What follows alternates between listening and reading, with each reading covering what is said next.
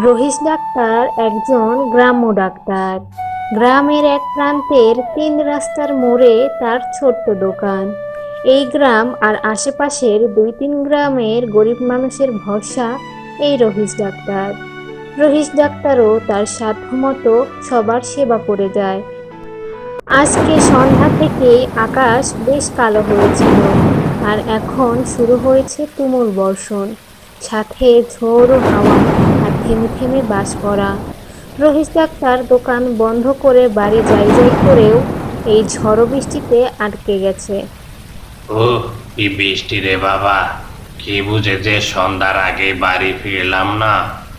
এখন বসে থাকো সেই বৃষ্টি থামা পর্যন্ত।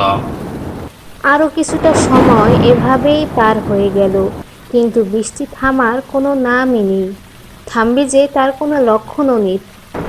এমন সময় এই হঠাৎ ডাক্তার মশাই, ও ডাক্তার মশাই, এখনই আমার সাথে চলেন। কোথায় যাব আপনার সাথে? আপনাকে তো এর আগে কখনো দেখিনি এইদিকে। আমি পাশের গ্রামেই থাকি। একটু তাড়াতাড়ি চলুন ডাক্তার মশাই, রোগীর অবস্থা বেশি ভালো না। ডাক্তার এবার ভেবে দেখলো। হুম, রোগীর অবস্থা বেশি খারাপ না হলে এভাবেই ঝড় বৃষ্টিতে ভিজে কেউ আসতো না। ডাক্তার এবার এক হাতে একটা ছাতা আর এক হাতে তার ব্যাগ নিয়ে বের হয়ে আসলেন। ঠিক আছে, চলেন তাহলে। দুজন একসাথে হেঁটে চলল গ্রামের বাইরের দিকে, যে রাস্তাটা গেছে সেই রাস্তায়। চারদিকটা ঘন কালো অন্ধকারে ঢাকা। ঠিক 10 হাত সামনে কি আছে সেটা বোঝারও উপায় নেই।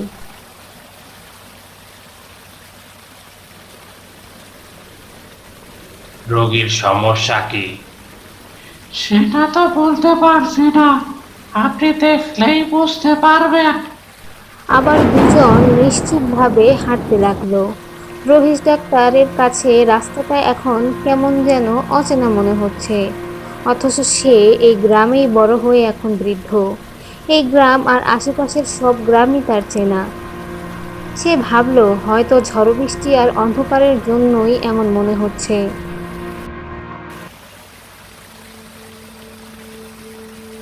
ডাক্তার মশাই, ওই তো এসে পড়েছি। ওই যে আমার বাড়ি দেখা যাচ্ছে। হ্যাঁ, তাড়াতাড়ি চলেন। আপনার বাড়ি তো দেখি একদম ফাঁকা মাঠে, আশেপাশে আর কোনো বাড়ি নেই। হ্যাঁ মশাই, আমরা নির্জন জায়গাতে থাকতেই পছন্দ করি তো। নির্জন জায়গায় থাকতে পছন্দ করেন মানে? তার মানে এখন বয়স হয়েছে তো, তাই আর কোলাহল ভালো লাগে না। দুজন দ্রুত পা চালিয়ে ঘরের কাছে চলে আসলো। ঘরের ভিতরে ঢুকে ডাক্তার দেখতে পেল পুরো ঘরে শুধুমাত্র একটা খাট, আর তাতে শুয়ে আছে এক বৃদ্ধ মহিলা। তার থেকে অবাক করার বিষয় হলো ঘরে কোনো বাতি জ্বালানো নেই, তবুও ঠিক কোথা থেকে যেন একটা আলো এসে ঘরকে আলোকিত করে যাচ্ছে। সবকিছু ঝাপসা ভাবে দেখা যাচ্ছে, তাতে একটা বাতি হলে ভালো হতো। ডাক্তার পাশ ফিরে তাকালো লোকটার খোঁজে। একটা বাতি চাবি লোকটার কাছে। আরে, লোকটা গেল কোথায়?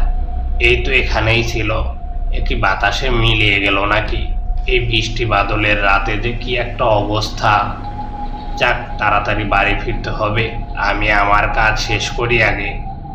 ডাক্তার রোগীকে অর্থাৎ বৃদ্ধ মহিলাকে দেখতে শুরু করলো। রোগ আসলে তেমন কিছু না, জ্বর এসেছে, তবে জ্বরের মাত্রা অনেক বেশি। এমন জ্বর কাল পর্যন্ত থাকলে খারাপ কিছু একটা হয়তো হয়েই যেত। রোগীর যা অবস্থা, এ তো হুঁশে নেই। ওষুধগুলো তো এখনই খাওয়াতে হয়। ডাক্তার মশাই, কিছু লাগবে কি? আরে, আপনি আচ্ছা মানুষ তো। কোথায় ছিলেন এতক্ষণ? এই তো একটু বাইরেই ছিলাম। যাই হোক, ওষুধ আমার সাথেই আছে, আমি দিয়ে যাচ্ছি। কিছু খাবার খাইয়ে ওষুধগুলো এখনই খাইয়ে দিন।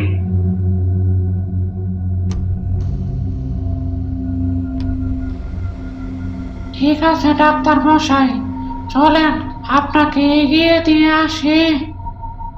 হ্যাঁ, চলেন। অনেক রাত হয়েছে।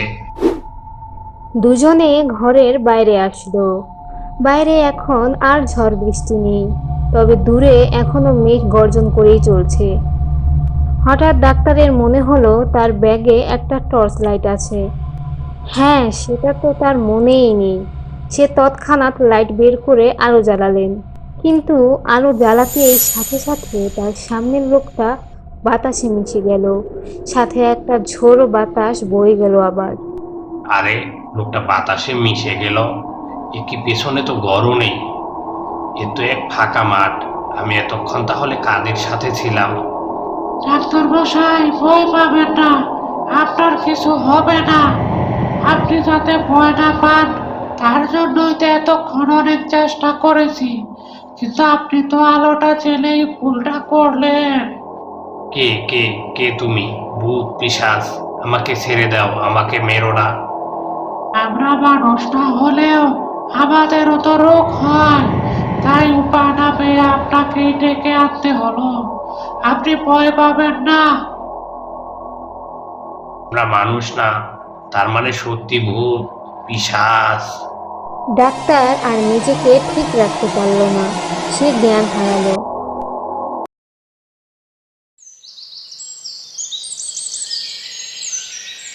পরের দিন সকালটা একদম আলোয় ঝলমলে। চারিদিকে ঝড় বৃষ্টি মেঘ কিচ্ছু নেই। রোহিত ডাক্তার চোখ খুলেই অবাক হলেন। এ কি, আমি কি কাল রাতে দোকানের চেয়ারে বসে ঘুমিয়েছিলাম নাকি? তাহলে কাল রাতে, হ্যাঁ কাল রাতে এটা কি স্বপ্ন ছিল? না, সে কি করে হয়? এ তো গায়ের কাপড়ে কাদা লেগে আছে। রহিস ডাক্তার কিছুতেই যেন নিজেকে বিশ্বাস করতে পারছে না। তার গতকাল ঝড়ের রাতের রোগী আসলে কোনো মানুষ ছিল না, ভিন্ন কিছু ছিল। বিজ্ঞান অর্থাৎ ডাক্তারি জ্ঞান যা কখনোই মেনে নেয় না। ধন্যবাদ বন্ধুরা ভিডিওটি শেষ পর্যন্ত দেখার জন্য। ভিডিওটি ভালো লেগে থাকলে লাইক, কমেন্ট ও শেয়ার করতে ভুলো না। এমন আরো ভূতের রোমাঞ্চকর সব ভিডিও পেতে চ্যানেলটি সাবস্ক্রাইব করে পাশের বেল বাটনটি বাজিয়ে দাও।